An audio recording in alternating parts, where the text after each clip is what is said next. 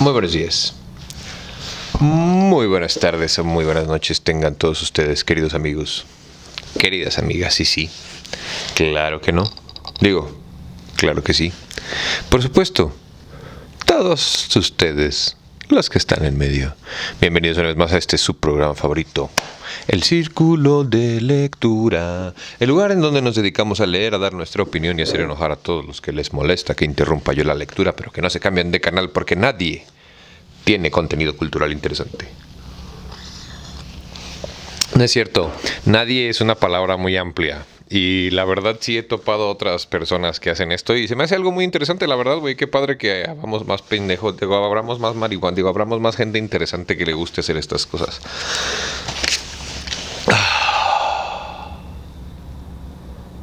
Sin más por el momento, ni preámbulos estúpidos que no te importan. Yo soy Barbitas. Este es el capítulo 9. Fyodor Dostoyevsky, el jugador. Muchísimas gracias a ti por venir. Capítulo 9. En el rellano superior del amplio porche del hotel, al cual habían subido en un sillón, rodeada de lacayos y doncellas, de la numerosa aduladora servidumbre del establecimiento, en presencia del maitré, salido expresamente a recibir a una cliente de tan alta categoría, que llegaba con tanto estrépito y alboroto, con servicio propio y con tantos baúles y maletas, estaba la abuela. Sí, era ella, la terrible y rica Antónida Vasilievna Tarasviecha, terrateniente y gran dama moscovita, de 75 años, la babolinka, por cuya culpa se habían enviado y recibido tantos telegramas dándola por muerta y siempre viva, que, de golpe, como llovida del cielo, surgida en persona ante nosotros, apareció en su sillón. Desde hacía 5 años se había privada del uso de las piernas, pero, como era habitual en ella, animosa, burlona, satisfecha, erguida en la butaca, la voz fuerte e imperiosa, siempre increpando a alguien, exactamente igual a como recordaba haberla visto hace un par de veces, desde que me había colocado en casa del general. No era, pues, de extrañar que el estupor me hubiera dejado petrificado. Con sus ojos de lince me había visto a 100 pasos de distancia, cuando la entraban en el sillón. Me había reconocido y llamado por mi nombre y patronímico, que, como de costumbre, había quedado grabado en su memoria para siempre. Y esperaban encontrar muerta, bien enterrada, a una mujer así, y heredar su dinero. Pasó un instante por mi cabeza. Nos va a enterrar a nosotros y a todos los clientes del hotel. Pero, Dios santo, ¿qué va a ser de la familia? ¿Qué va a ser del general? Va a poner el hotel patas para arriba. ¿Qué pasa? Que te has quedado como ahí pasmado. ¿Qué pasa que te has quedado como un pasmarote? Seguía gritándome la abuela.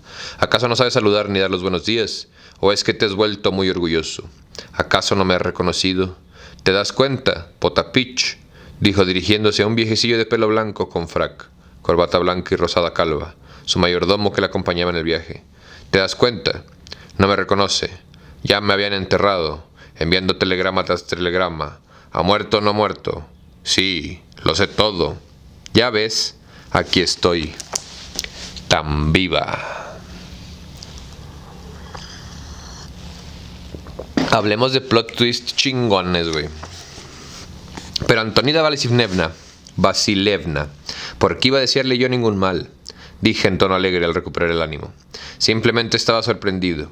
¿Y cómo no iba a estarlo, si aparece usted así, tan de repente? ¿Y qué hay de extraño? Tomé el tren y me vine. Viajar resulta tranquilo. El tren no da sacudidas como el coche. ¿Has estado paseando? Fui hacia el casino. Sí, está bien aquí, dijo la abuela, mirando a su alrededor. Hace un buen tiempo, los árboles son magníficos. Me gusta. ¿Están en casa? ¿Y el general? Oh, sí, a esta hora seguro que están en casa. También aquí siguen con sus horarios y sus ceremonias, para darse tono. He oído que les Ignus Rusés hasta tienen coche. Se arruina y adiós al extranjero. ¿Praskovia está con él? Praskovia no es lo mismo que Polina. La forma rusa de este último nombre es Pavlova. Es Pavla. Mas para la anciana es un nombre ruso no occidentalizado. Acuérdense, mis queridos niñas, mis queridos niños y ustedes los de en medio, que cuando levante mi dedito dijera el presidente, es porque viene un pie de página. ¿Qué es un pie de página? El pie de página es un numerito chiquito que viene al lado de las letras o al lado de alguna palabra en algunos textos, no siempre, a veces. Y después en el párrafo, en la parte de hasta abajo o a la derecha o a la izquierda, dependiendo del libro que estés leyendo, viene un texto con una letra más pequeña que explica un poquito más o da un contexto más de la palabra. Generalmente la define o, en este caso, como hablan en diferentes idiomas de los cuales nosotros no somos expertos, nos explica las definiciones en original.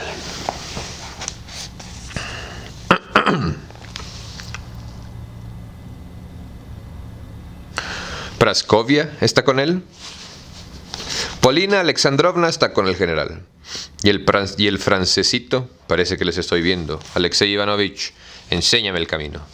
Llévame directamente a ellos. ¿Estás a gusto? Regular, Antonida Vasilevna. ¿Y tú, Potapich? Diles estúpido de Maitre que me dé unas habitaciones buenas, cómodas, en el primer piso y lleva ahí mi equipaje. Pero bueno, ¿dónde van tantos para llevarme a mí sola? ¿Dónde se meten? ¿Qué serviles? ¿Quién es ese que está contigo? Se dirigió a mí de nuevo. Es Mr. Astley, respondí. ¿Quién es Mr. Astley? Un viajero, buen amigo mío. Conoce también al general. Inglés, por eso me mira fijamente, sin abrir la boca. En realidad me gustan los ingleses. Llévame arriba a sus habitaciones. ¿Dónde están? Llevaron a la abuela. Yo les precedía por la amplia escalinata del hotel. La comitiva causó una gran impresión. Todos se detenían a mirarnos descaradamente. Nuestro hotel era el mejor, el más caro, el más aristocrático del balneario. Siempre se podía encontrar en la escalera y en los pasillos a hermosas mujeres, a ingleses importantes. Muchos se paraban en el vestíbulo para preguntarle al Maitre por aquella señora. El Maitre estaba maravillado. Contestaba a todos que se trataba de una importante extranjera. Une Rousset, une Comtesse, Grande Dame, y que iba a ocupar las habitaciones que había ocupado hacía una semana la grande Duchesse de N. Su aspecto, sentada en la butaca, dominante e imperioso, era causa de aquella sensación.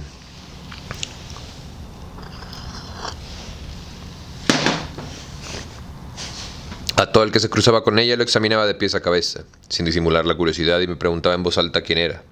De naturaleza robusta, era fácil adivinar su elevada estatura, a pesar de que iba sentada en aquel butacón. Se mantenía erguida, derecha como una tabla, sin apoyarse en el respaldo.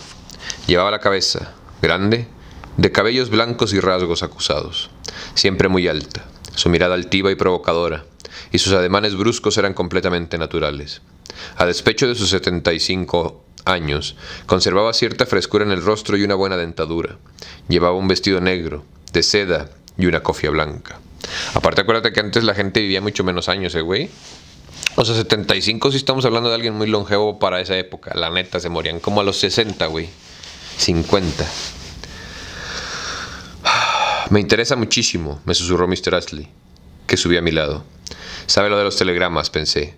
Conoce de Gruch, pero ignora al parecer a Mademoiselle Blanchet. Se lo comuniqué inmediatamente a Mr. Astley. Para mi vergüenza debo confesar que, una vez se disipó el asombro, me divertí el enorme disgusto que íbamos a dar al general. Aquello aguijoneaba mi espíritu, y yo caminaba alegre delante de la comitiva. Vivían en el tercer piso. Sin avisar ni llamar previamente, me limité a abrir la puerta de par en par. La abuela hizo una entrada triunfal. Como a propósito, todos estaban reunidos en el despacho del general. Eran las 12 y al parecer tenían proyectado un viaje. Unos a caballo y otros en coche. Había varios invitados. Además del general, Polina, los niños y sus ayas.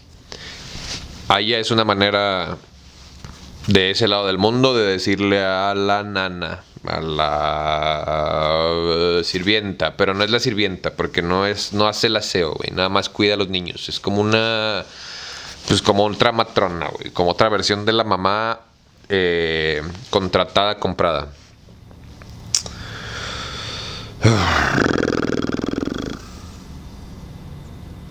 Polina, los niños y sus ayas. En el gabinete se encontraban de Gruch, Mademoiselle Blanchet, de Amazona, su madre, Madame la Veuve, Cominges, el principito y un sabio viajero, alemán, que yo veía por vez primera. Depositaron el sillón con la abuela en el centro del gabinete, a 3 pasos del general. Por Dios que jamás olvidaré aquello. El general estaba contando algo en aquel momento en el que entramos. De Grux le rectificaba. Debo conservar que desde hace 2 o 3 días Mademoiselle Blanchet y de Grux estaban insistentemente tras el Principito, a la barbe du parve general, a las barbas del pobre general. Y la reunión, aunque de forma un tanto ficticia, había adoptado un tono alegre y cordial y familiar. Al ver ante sí a la abuela, el general quedó petrificado, la boca abierta, sin poder terminar la frase empezada. La contemplaba con los ojos desorbitados, como fascinado por la mirada de un basilisco. También, la abuela tenía los ojos fijos en él, silenciosa, inmóvil, pero con un aire de triunfo, de desafío y burla. Estuvieron mirándose unos 10 segundos ante el profundo silencio de los demás. Al principio, de Grux quedó estupefacto. Después, una expresión de extraordinaria inquietud asomó su rostro. Mademoiselle Blanchet, las cejas arqueadas, la boca abierta, miraba a la abuela con gesto feroz. El príncipe y el sabio contemplaban perplejos aquel cuadro. La mirada de Polina denotó asombro y perplejidad. De pronto, palideció como un muerto, y al instante la sangre aflujó a su rostro, y le cubrió las mejillas.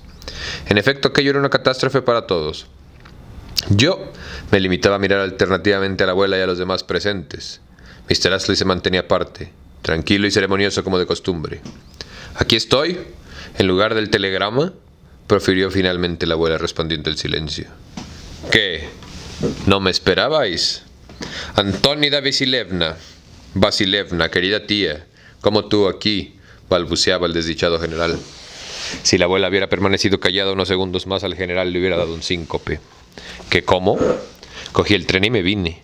¿Para qué sirven los ferrocarriles? ¿Qué pensabais? ¿Que habías tirado la pata y os había dejado la herencia? ¿Crees que no sé que estuviste enviando telegramas? Buenos cuartos te habías gastado. Tiene que ser caro mandar un telegrama a Rusia, desde aquí. ¿Este es el francés aquel? Monsieur de Grux, si no recuerdo mal. Oui, madame, respondió de Grux. Et croyez je suis enchanté.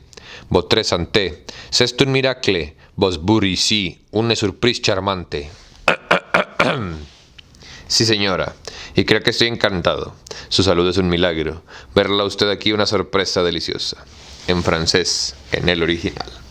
Sí, charmante, te conozco, farsante. No creo ni un ápice de lo que dices. Y le indicó su dedo meñique. Supongo que debe ser una buena mentada de madre. ¿Y esta quién es?, dijo señalando a Michel Blanchet. ¡Oh! Le dijo pito chico, güey. Perdón. La impresionante francesa. Y le indicó su dedo meñique.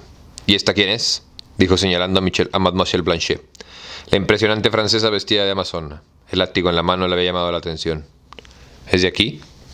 Es Mademoiselle Blanchet de Comminges. Y esta es su madre, Madame de Comminges. Se alojan en este hotel, le expliqué. ¿Está casada la hija?, preguntó sin ambajes la abuela. Mademoiselle de Comminges es soltera, le respondí en tono respetuoso, bajando la voz instintivamente. ¿Es alegre?, no llegaba a entender su pregunta. ¿No se aburre una a su lado? Entiende del ruso. De Grux, en Rusia, era un maestro de eso de chapucear nuestra lengua. Le expliqué que Mademoiselle de Comminges no había estado nunca en Rusia. Bonjour, dijo la abuela. Buenos días, dirigiéndose de pronto a Mademoiselle Blanchet. Bonjour, madame, contestó con una referencia ceremoniosa y elegante la francesa, apresurándose a mostrar bajo una apariencia de modestia y cortesía, en la expresión de su rostro y figura, al extremo asombro que le causaba tan extraña pregunta y conducta.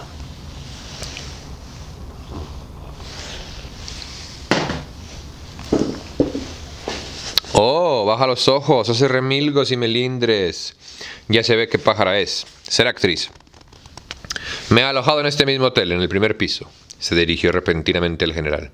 Seremos vecinos. ¿Te alegra? Oh, tía, crea en mis más sinceros sentimientos, en la satisfacción que me causa, se apresuró a decir el general. Había recobrado en parte la presencia de ánimo y, como en ocasiones sabía ser elocuente, se desató.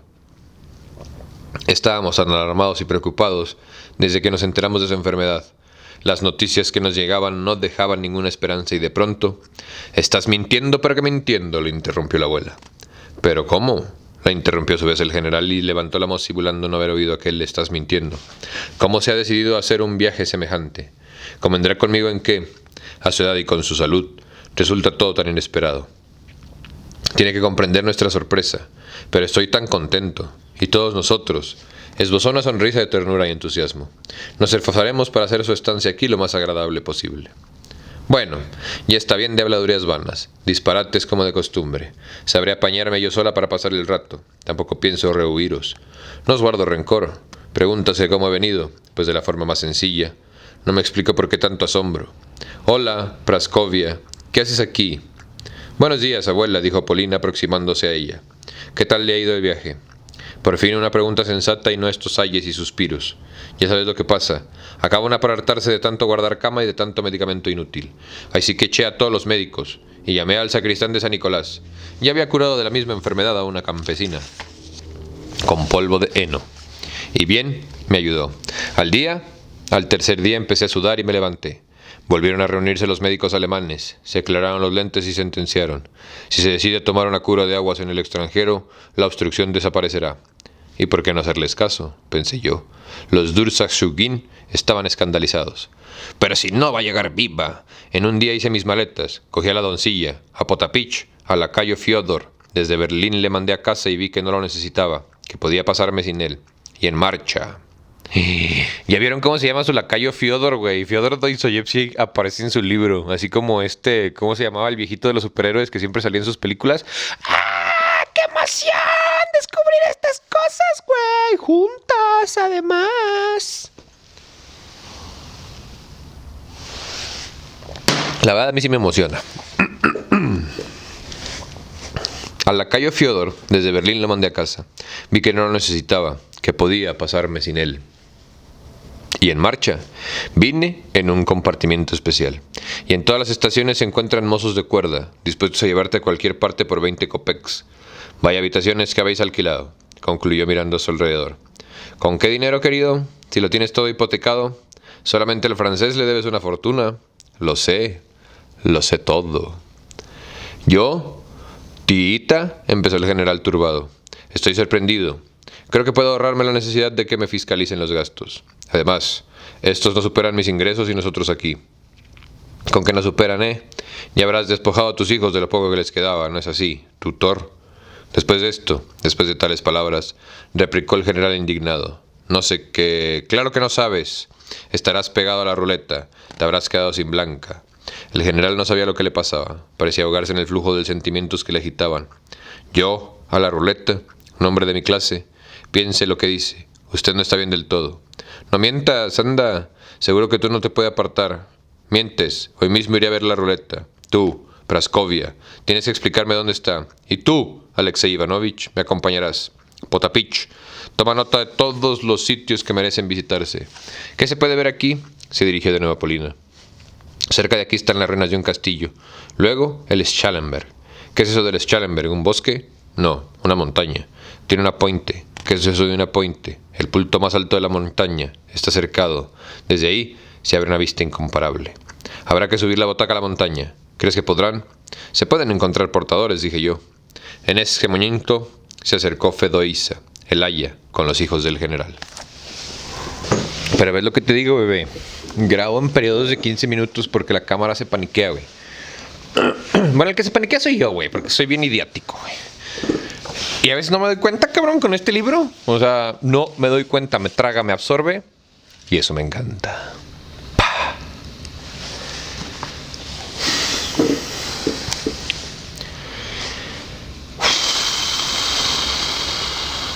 Y bien, al tercer día empecé a sudar y me levanté. Volvieron a reunirse los médicos alemanes, se echaron los lentes y sentenciaron. Si se decide a tomar una cura de aguas en el extranjero, la obstrucción desaparecerá.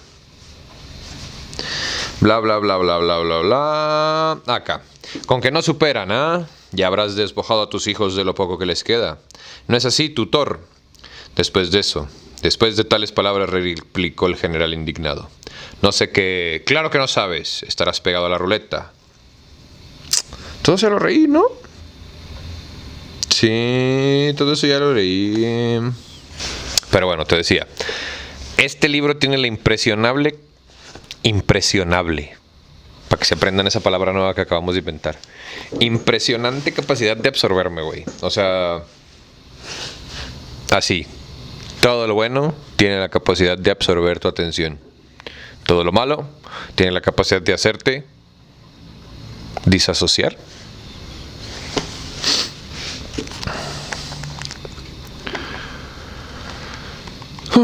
En ese momento se acercó Fedoísa, el aya, con los niños del general.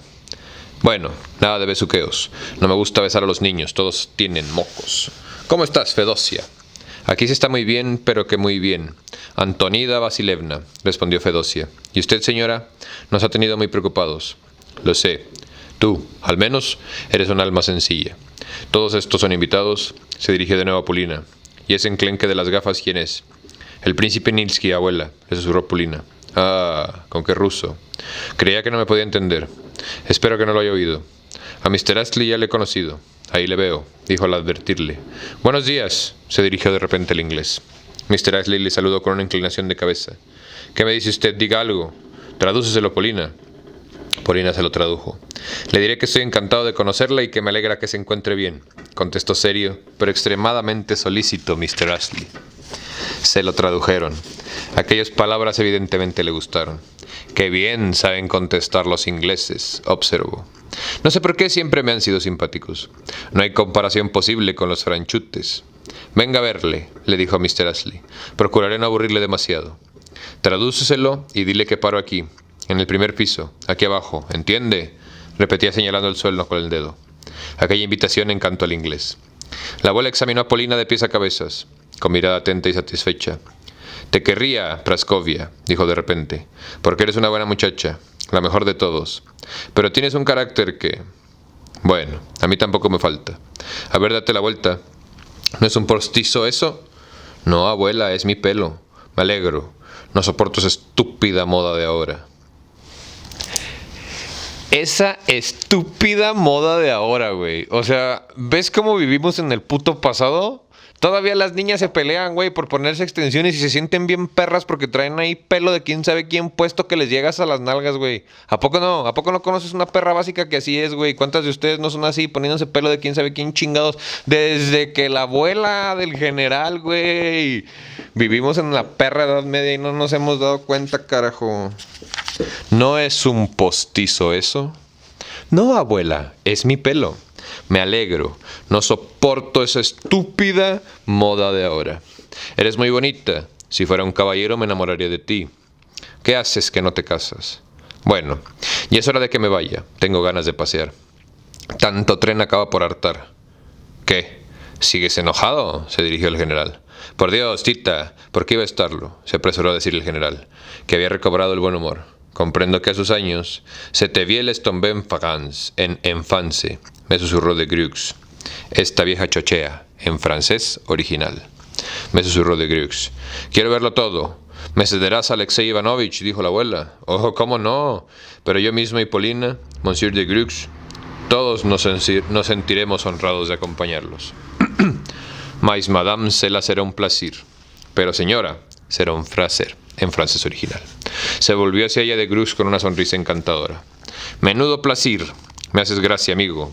Por lo demás no pienso darte dinero, añadió, dirigiéndose al general. Ahora, a mis habitaciones, tengo que verlas. Y después, a visitarlo todo. Levantadme. Levantaron la butaca y todos la seguimos en procesión la escalera abajo. El general caminaba aturdido, como si hubiera recibido un mazazo. De Grux parecía meditar algo. Mademoiselle Blanchet quiso quedarse en un principio, pero después debió pensarlo y no siguió. Detrás salió el príncipe, y arriba, en las habitaciones del general, se quedaron el animal, Madame y Madame B.V. Comminges. Y aquí se acaba el capítulo 9. ¿Cómo este refrán, güey, de que siempre hay alguien más grande que tú, es muy real, güey? Y cómo además mi amigo Fyodor, Alexei, mi tocayo, pura gente chingona se llama Alejandro, güey. Alexei, mi tocayo, Ivanovich. Paréntesis cultural, fíjate que ayer estaba viendo la entrevista de Sergei Lavrov y me llama mucho la atención cómo los rusos, o bueno, cómo de ese lado del mundo se expresan, ¿no? No es como aquí que es a veces son bien igualados con la gente, ¿no? Allá todo mundo siempre fue como estimado, querido y sus dos nombres, güey. O sea, yo no sé cómo se llamaba, pero bueno. Como Alexei Ivanovich presenta una realidad bien chistosa siendo como que el narrador de una familia rica, ¿no? pero trabajador. ¿Cuántos de ustedes no están en la misma situación? A ver, que conocen a la familia de su patrón, a ver, cositas y que se sienten parte, a ver, mi vida. ¿Cuántos de ustedes no son parte de una corte real? Entonces, ¿cómo toda esta gente que ostenta opulencia, güey, no? Porque piensa en el papel o en el personaje del general, güey. ¿Qué representa el general? ¿No? O sea, si yo fuera una niña de pelo morado, te diría que representa el patriarcado, porque sí es cierto, güey. O sea, representa esta estructura fascista de control. El general, güey. ¿Sabes cuándo? ¿Sabes cómo?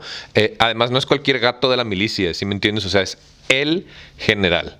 Porque no empieza el texto diciéndote que es un general, no, es el general, ¿no? O sea, él, para todos los de ustedes que tengan un peso de calle saben que no es lo mismo que te digan tuercas a que te digan el tuercas, güey, ¿no? O sea, no eres cualquier tuercas, eres el tuercas, ese güey es el general. Y como todo, pues llevamos básicamente la mitad con T del libro, y eso merece, ¿eh? No, güey, la neta ya amanecí de la shit, güey. Salud.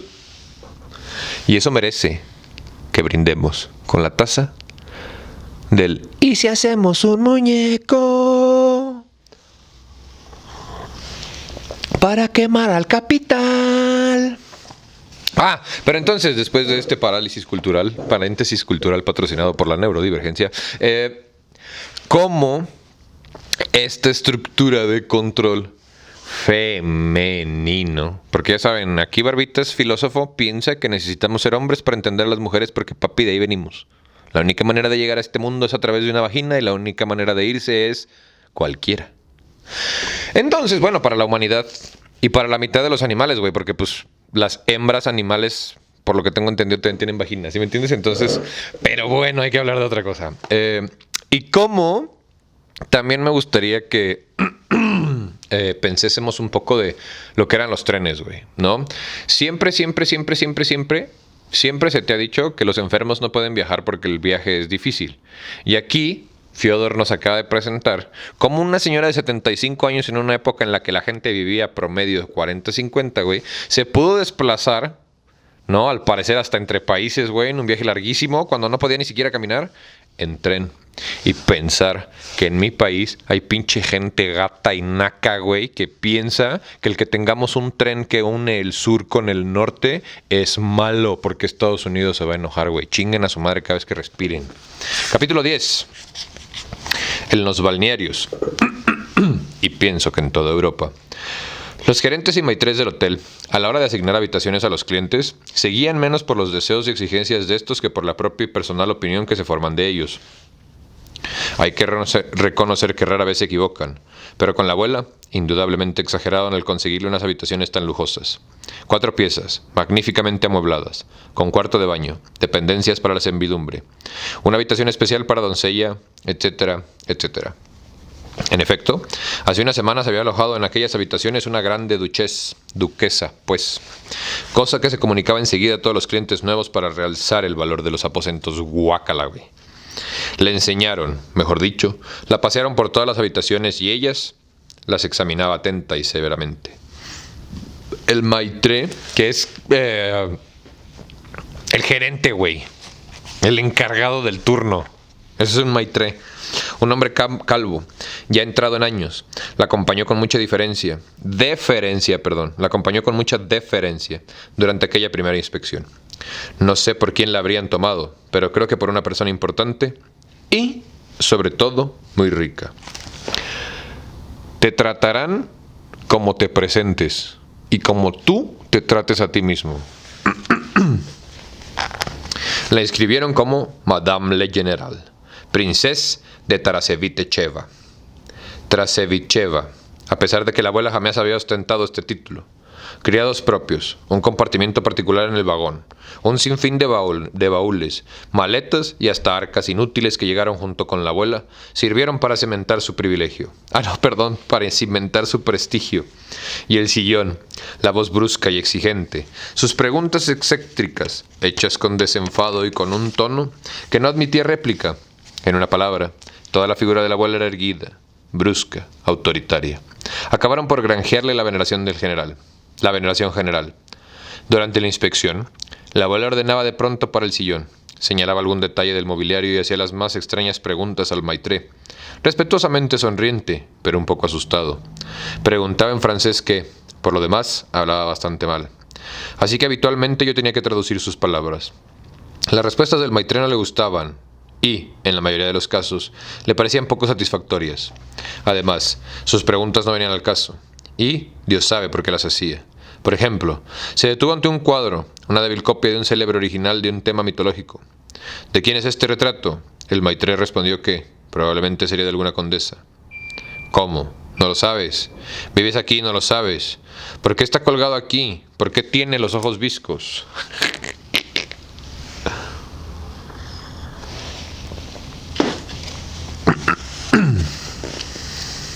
El maitré no pudo responder satisfactoriamente a sus preguntas y al final se azaró del todo. «Si será imbécil», dijo la abuela en ruso. La llevaron a otra habitación. Volvió a repetirse la misma historia con una figurilla de Sajonia, que la abuela estuvo examinando largamente y que mandó después a que se la llevaran sin saber por qué. Finalmente, empezó a importunar al maitré, preguntándole el precio de las alfombras de alcoba y dónde las fabricaban. El maitré prometió informarse. «Si serán burros», rezongó la anciana, y dirigió su atención a la cama. «Espléndido baldaquín. Abra la cama». Deshicieron la cama. «Más, deshágala bien. Quite las almohadas, levante el edredón». Revolvieron todo. La abuela lo examinó cuidadosamente. «Por fortuna no tienen chinches. Fuera de la ropa de cama. Pongan la mía. Y mis almohadas. Además, demasiado lujo para una vieja como yo. Me voy a aburrir. Alexei Ivanovich, tienes que venir a verme con frecuencia, cuando no estéis ocupado con los niños». «Desde ayer ya no estoy al servicio del general. Vivo en el hotel por mi cuenta». «¿Y por qué?» «El otro día llegó de Berlín acompañado de su esposa, un importante valón alemán. Ayer durante el paseo hablé con el alemán, sin atenderme a la pronunciación berlinesa. ¿Y qué? Lo consideró una insolencia y se quejó al general, quien asimismo me despidió. ¿Acaso insultaste al varón? No estaría mal que lo hubiese hecho. Oh, no. Todo lo contrario. El varón me amenazó con el bastón. ¿Y tú, inútil, has permitido que trataran al preceptor de tus hijos así?» Se dirigió de repente al general. «Y por si fuera poco le despides. Está visto que sois unos papanatas. Esto es lo que sois». «Descuida, tía», respondió el general, en tono tanto desenfadado y altivo. «Sé cómo llevar mis asuntos. Además, Alexei Ivanovich no le ha explicado con exactitud lo ocurrido». «¿Y tú lo aguantaste?», me preguntó. «Quise desafiar al varón», le contesté lo más sereno y modesto posible, pero el general se opuso. «¿Y por qué tuviste que oponerte?», se dirigió de nuevo al general. «¿Y tú? Anda, vete, ya vendrás cuando te llamen», le dijo al maitré. «No tienes por qué estar aquí». Así, escuchando todo boca abierto. No soporto esa jeta nuremburguesa. El maitré saludó y salió, sin haber entendido naturalmente el cumplido de la abuela. «Permítame, tía, ¿crees posibles los duelos?», preguntó irónico el general. «¿Y por qué no? Todos los hombres son como gallos. Pues, a pelearse. Veo que sois unos papanatas. No sabéis defender el honor de vuestro país. Levantadme, Potapich. Dispón que haya siempre 2 portadores a mi servicio. Contrátalos y fija el precio. Baja con 2. Solo tendrán que llevarme por las escaleras y en terreno llano. Y empujar la silla. Díselo. Y págalas por adelantado. Serán más diligentes. Y tú, no te alejes de mí. Tú, Alexei Ivanovich, tienes que mostrarme a ese varón en el paseo. Quiero ver qué aspecto tiene. Bon varón». «Bueno, ¿dónde está la ruleta?». Le expliqué que las ruletas estaban instaladas en las salas del casino. Después vinieron sus preguntas. «¿Hay muchas? ¿Son muchos los que juegan? ¿Están todo el día jugando? ¿Cómo funcionan?». Le contesté que a lo mejor sería que lo viese con sus propios ojos, que era difícil describirlo. «Pues llévame ahí. Ve tú adelante, Alexei Ivanovich». «¿Cómo, tía? ¿No va a descansar después del viaje que ha hecho?», preguntó solícito el general. Parecía un poco agitado. No solo el general. Todos se sentían incómodos y se miraban unos a otros. Probablemente les embarazaba y hasta avergonzada tener que acompañar a la abuela al casino, donde, por supuesto, podía cometer algún disparate, pero esta vez en público. Sin embargo, todos se ofrecieron a acompañarla. Arrástrense, víboras, que ese poder siempre va a tener el dinero. Y en realidad, no es el dinero el que tiene el poder. Nosotros somos los que le damos el poder al dinero. Acuérdate que los símbolos tienen poder porque tú se los das. Si no, solamente serían escrituras en la pared, serían dibujos en una hoja. De la misma manera, lo que está dispuesta a hacer la gente por recibir así de atención, por ende, así de dinero, pues es impresionante. ¿Por qué iba a descansar? No estoy fatigada. Llevo 5 días sentadas. Después iremos a ir a ver las fuentes, las aguas termales, y después ese... ¿Cómo has dicho, Praskovia? Pointé, si no recuerdo mal. Pointé, abuela. Pointé. Pues pointé. ¿Y qué más se puede ver? Muchas cosas, abuela. Polina parecía algo apurada. No sabes nada. Marfa, me vas a acompañar, dijo a su camarera. Pero, ¿para qué quiere que vaya? El general parecía inquietarse. No puede hacerlo. Dudo que dejen entrar ni siquiera a Poltapiche en el casino. Tonterías. ¿Vamos a dejarla sola porque sea una criada? También es un ser humano. Llevamos una semana trotando por el mundo. Tiene ganas de ver algo. ¿Con quién va a ir si no es conmigo? ¿Sola? Es incapaz de asomar la nariz a la calle. Pero, abuela, si te avergüenza acompañarme, quédate en casa. Nadie te ha pedido que vengas conmigo. Un general. Yo también soy generala. ¿Acaso pensáis formar procesión detrás de mí? Ya me las arreglaré con Alexei Ivanovich. Pero de Griux insistió en que todos fuéramos con ella, y le soltó toda una salta de frases amables acerca de la satisfacción que suponía acompañarla, etcétera, etcétera. Nos pusimos en mancha. Él es Tom Benenfante. Chochea, sola, habrá barbaridades, en francés original. Repetía des Griux al general. Suele ella fera de Beties. No conseguí vivir más, pero evidentemente le guiaba alguna intención determinada ahí. Quizás incluso volviera a hacerse ilusiones. Había como media versta, antigua medida rusa equivalente a 1076 kilómetros, hasta el casino. Nos dirigimos por el paseo de castaños. Había un jardincito, al otro lado del cual se encontraba el casino. El general parecía haberse tranquilizado un poco, ya que nuestra comitiva, aunque un tanto extravagante, no carecía de dignidad y decoro. Por lo demás, nada tenía de particular. La aparición del balneario de una persona enferma y débil, privada del uso de sus piernas. Era evidente, sin embargo, que el general temía el casino, que iba a ser una persona inválida, vieja, por añadidura, junto a la ruleta. Polina y Mademoiselle Blanchet caminaban a ambos lados del sillón. Mademoiselle Blanchet reía manifestando una discreta alegría, llegando incluso a cambiar frases amables con la abuela, de forma que ésta acabó por elogiarla. Por su parte, Polina se encontraba en la obligación de responder a las constantes e innumerables preguntas de la anciana. ¿Quién es ese que acaba de pasar? ¿Y esa del coche? ¿Es grande la ciudad? ¿Y el jardín? ¿Qué árboles son esos? ¿Cómo se llaman esas montañas? ¿Hay águilas por aquí? ¿Qué tejado es ese tan ridículo? Mr. Astley, que caminaba a mi lado, me susurró que esperaba acontecimientos aquella mañana. Marfa y Potapich iban inmediatamente detrás del sillón. Potapich de frac, con una corbata blanca, pero con gorra. Marfa, una solterona de 40 años, con unos colores en el rostro y pelo ligeramente canoso, llevaba un vestido de percal, cofia y zapatos crujientes de piel de cabritilla. La abuela se volvía a menudo a ellos para hablarles.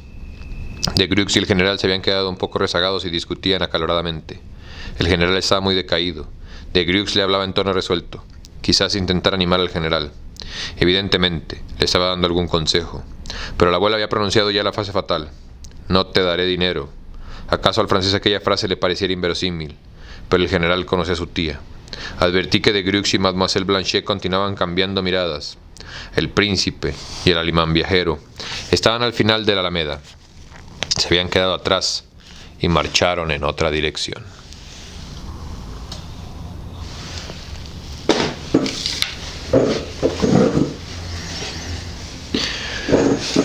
Nuestra llegada al casino fue triunfal. El portero y los lacayos mostraron la misma deferencia que la servidumbre del hotel. Miraban, sin embargo, con curiosidad. La abuela ordenó primero que le mostraran todas las salas. Elogiaba unas cosas, otras las dejaban, completamente indiferentes. Quería saberlo todo.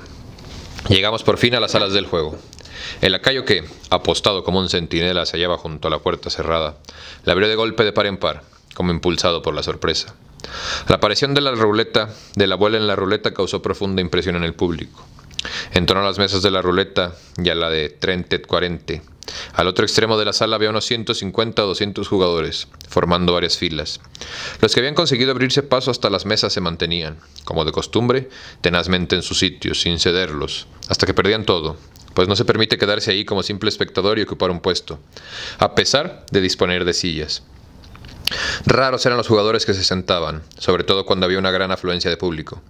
Permaneciendo de pie ocupaban menos sitio y además era más cómodo para efectuar las apuestas. Los de la fila segunda y tercera apretujaban tras los de la primera, esperando que llegara su turno. No obstante, impulsados por la impaciencia, deslizaban a veces la mano a través de la primera fila y hacían sus apuestas.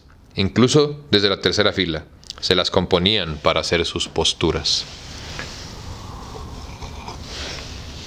No pasaban ni 10, ni 5 minutos sin que surgiera algún problema, a causa de las apuestas dudosas. Aunque por lo demás, la policía del casino era eficaz. Desde luego no podían evitar las aglomeraciones, más aún, las deseaban, porque con ellas salían ganando. 8 croupiers sentados en torno a cada mesa vigilaban con 100 ojos las apuestas. Ellos mismos se encargaban de pagar y de resolver las discusiones que surgieran. En casos extremos se recurría a la policía. Los agentes se encontraban en el mismo local, vestidos de paisano, mezclados entre el público, de modo que no se les pudiera reconocer. Vigilaban particularmente a los ladronzuelos y a los profesionales del robo, que pululaban por las ruletas, a causa de la facilidad que tienen para ejercer su industria. En efecto, en los demás lugares se ven obligados a robar de los bolsillos o forzar cerraduras, lo cual en caso de fracaso acarrea muchas complicaciones. Aquí basta acercarse tranquilamente a la ruleta, apostar y de pronto meterse en el bolsillo, de forma ostensible y pública, el dinero ajeno. Si surge la discusión, el truhán insiste con voz fuerte y clara que la postura es suya. Si ha sabido hacerlo con habilidad y los testigos empiezan a dudar, el ladrón consigue apropiarse a menudo del dinero. Desde luego, siempre y cuando la cantidad no sea muy elevada. En este caso, se hubiera fijado algún croupier u otro jugador. Pero si la cantidad no es muy elevada, el verdadero dueño renuncia a veces a continuar la discusión, con tal de evitar el escándalo y se marcha. Ahora bien, si se consigue descubrir al ladrón, lo expulsan con estrépito. La abuela estuvo observando desde lejos, sin perderse el menor detalle. Le gustó mucho que expulsaran a los ladrones. Se mostró indiferente ante el 30-40. Le gustó más la ruleta y ver girar la bolita. Finalmente, expresó el deseo de ver el juego más de cerca. No comprendo cómo ocurrió, pero a pesar de la estrechez, los lacayos y algún que otro sujeto, polacos arruinados en su mayor parte, dispuestos a ofrecer sus servicios a otros jugadores más afortunados y a todos los extranjeros, supieron hallarle y despejarle enseguida un sitio en el mismo centro de la mesa, junto al croupier principal, y empujaron ahí el sillón. Numerosos visitantes que no participaban en el juego y se limitaban a mirar, ingleses con sus familias en su mayoría, se precipitaron hacia la mesa para ver a la abuela por encima de las cabezas de los jugadores. Los impertinentes se volvieron hacia ella. Los croupiers empezaban a concebir esperanzas. Un jugador tan excéntrico parecía, en efecto, prometer algo extraordinario. Desde luego, una setentona, privada de sus piernas, deseando jugar, era un acontecimiento que no se repetía a diario. Me abrí paso hacia la mesa y coloqué junto a la abuela, Potapich y Maffa, que se habían quedado lejos entre la muchedumbre. El general, Pauline de Gruch y Mademoiselle Blanchet quedaron también atrás, apartados entre los espectadores. Al principio, la abuela observaba a los jugadores, mas hacía a media voz preguntas bruscas y entrecortadas. ¿Quién es ese? ¿Y esa? Le agradaba particularmente un hombre muy joven, sentado a un extremo de la mesa, que jugaba muy fuerte, apostando billetes de 1000, y que, según se murmuraba, llevaba ganados unos 40.000 francos, que tenía ante él en un montón de oro y de billetes de banco. Estaba pálido, le brillaban los ojos y temblaban las manos. Hacía sus apuestas sin ningún cálculo, lo que cogía su mano y sin embargo seguía ganando y amontonando el dinero. Los lacayos se desvivían alrededor suyo, le acercaban la butaca, despejaban el sitio en torno suyo para que no le molestaran, todo ello en espera de una espléndida propina. Hay jugadores que en la euforia del triunfo reparten las propinas a manos llenas sin contar el dinero. Ya se había instalado junto al joven un polaco que, en constante agitación, respetuosa pero incesantemente le susurraba algo al oído, intentando probablemente aconsejar y dirigir su juego, y esperando, sin duda, una recompensa. Pero el jugador no le hacía ningún caso. Apostaba sin premeditación alguna y seguía amontonando el dinero. Evidentemente, estaba desconcertado. La abuela le observó unos minutos. «Dile», se agitó de pronto la abuela empujándome. «Dile que deje el juego, que coja el dinero y que se marche. Lo va a perder todo», se inquietó, jadeante de emoción. «¿Dónde está Potapich? Manda Potapich. Pero dime». Me empujaba. «¿Dónde está Potapich? sortés, sortés, salga, en francés original. Empezó a gritarle el joven. Me incliné hacia ella y le susurré en tono decidido que ahí no se podía gritar, ni tan siquiera hablar en voz alta, y que el ruido perjudicaba los cálculos y que nos iban a expulsar. ¡Qué lástima! Está perdido. Él lo quiere. No puedo mirarle, me revuelvo toda. Sí, será imbécil. Y la abuela miró para otro lado. A su izquierda, a la otra mitad de la mesa, podía advertirse entre uno de los jugadores una dama acompañada de un enano. No sé quién sería aquel enano. Quizás un pariente suyo. Quizás lo llevara para llamar la atención. Había visto a la dama anteriormente todos los días. A la 1 de la tarde aparecía junto a las mesas de juego y se marchaba exactamente a las 2. Jugaba 1 hora diaria. Ya la conocían y por eso se le acercaban al instante una butaca. Sacaba del bolsillo unas cuantas monedas de oro, varios billetes de 1000 francos y empezaba a jugar. Serena, con gran presencia de ánimo. Calculaba cada postura. Anotaba en un papel las cifras, tratando de hallar el sistema por el cual se concentraban las probabilidades. Hacía grandes apuestas. Ganaba todos los días 1000, 2000, los más 3000 francos. Después de lo cual se marchaba. La abuela estuvo observándola un largo rato. Esta no perderá. Descuida. ¿Quién es? ¿Lo sabes? ¿A qué se dedica? A contar cartas cuando se podía. Debe ser una de esas francesas, le susurré. Al pájaro se le conoce por el vuelo. Se ve que tiene bien afiladas las garras. Explícame ahora qué significa cada tirada y cómo hay que jugar. Le expliqué como pude el valor de los números, combinaciones de posturas. Rouge et noir, pat et pair et impair, manqué et passe. ¡Oh! Rojo y negro pares, nones. Rojo y negro, pares y nones, falta y pasa. En francés en el original. Y además, diversos aspectos del sistema numérico. La abuela escuchaba atentamente. Intentaba retenerlo. Volví a preguntar. Lo aprendía de memoria. Era fácil mostrarle ejemplos de cada sistema de posturas. Así que fueron muchas las cosas que aprendió pronto y con facilidad. Estaba muy contenta. ¿Qué significa cero? Ese que pierde el pelo rizado. El principal acaba de gritar cero. ¿Por qué se lleva todo lo que hay sobre la mesa? Menudo montón se lleva. ¿Qué significa? El cero, abuela, es el beneficio de la banca. Si la bola cae en cero, todo lo que hay sobre la mesa es, sin distinción, para la banca. Aunque si es otra jugada, que se sortea la banca, no paga nada. Eso sí que está bien. ¿Y no me dan nada? No, abuela, pero si usted pone el cero y sale ese número, le pagan 35 veces lo apostado. 35 veces, dices. ¿Y sale con frecuencia? ¿Qué hacen todos imbéciles que no apuestan ese número? Existe solo una posibilidad contra 36. Tonterías, potapich, tonterías. Espera, yo llevo dinero, aquí está. Sacó del bolsillo un monedero repleto y tomó un Federico. Ponlo en el cero. Abuela, el cero acaba de salir, le dije. Por lo tanto, tardará en volver a hacerlo. Vas a perder mucho. Espera al menos un poco. Calla y ponlo. Escúcheme. Quizá no vuelva a salir hasta la noche. Puede perder hasta 1000. Más de una vez ocurrido. Tonterías, oyes. Tonterías. Quien tema lobo, que no vaya al bosque. ¿Qué? Hemos perdido. Vuelve a poner. Perdimos asimismo el segundo Federico. Pusimos el tercero. La abuela estaba impaciente. Tenía los ojos clavados en la bola que saltaba entre los huecos del platillo giratorio. Perdimos el tercer Federico. La abuela estaba fuera de sí. No podía permanecer quieta. Y hasta golpeó con el puño la mesa cuando el croupier anunció 36 en lugar del esperado 0. ¡Qué fastidio! ¡Qué fastidio!, se irritaba la abuela. Va a tardar mucho en salir ese maldito serrucho. Antes me muero que considerar marcharme sin haber conseguido ese 0. Ese desgraciado croupier del pelo rizado lo está haciendo a propósito para que no salga. Alexei Ivanovich, pon 2 Federicos de oro juntos. Si va a apostar una tampoco, en cuando salga el 0, no va a ganar nada.